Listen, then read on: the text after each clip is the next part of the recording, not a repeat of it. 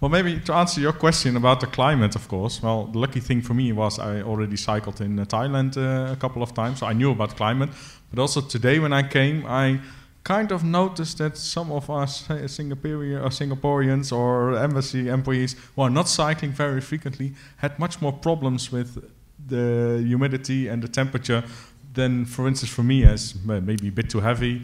But still, I cycle to work every day, 13 kilometers in the Netherlands. And no problem. Only thing is, here I really was happy with the shower afterwards. Whereas in my own country, I have a shower at the office, but I think it's only used for 2 people with race bikes, and the other 400 people are not using it. So shower would help, or at least to encourage people.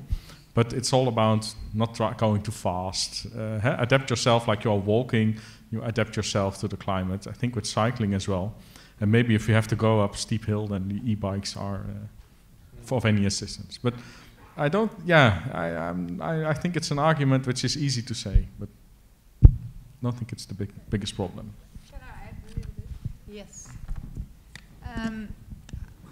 Last few years I've been traveling the world, and it makes me really happy because you see cycling projects everywhere. Especially a lot of cycling projects in Latin America, where of course climate is well, the same as here in Singapore. It can be very hot, but those cities aren't withheld by this argument. So maybe from European point of view, you can't really have a good and practical answer. But you can say that other cities with similar challenges as Singapore in terms of climate and in terms of the hills are still growing their numbers in cyclists. So not everybody perceives it as a problem. And through the years, I think you're right there. When you get used to cycling more, you get used to the disadvantages as well. We're used to sitting in a car just doing nothing. So there are obviously some disadvantages on driving a car as well. So. Maybe I can add, because I live in Holland for 7 years, so I know how the European weather is good for cycling. But for people who made this remark, they forgot there is winter there.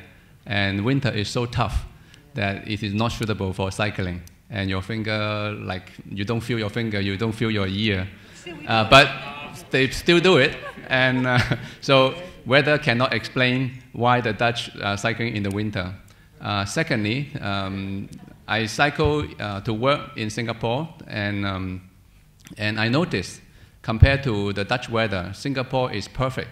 Why? Because when the time you need to go to work is before 9, and the weather is usually very, very nice, and it's like the summer in European country. And is it nice to cycle in the summer?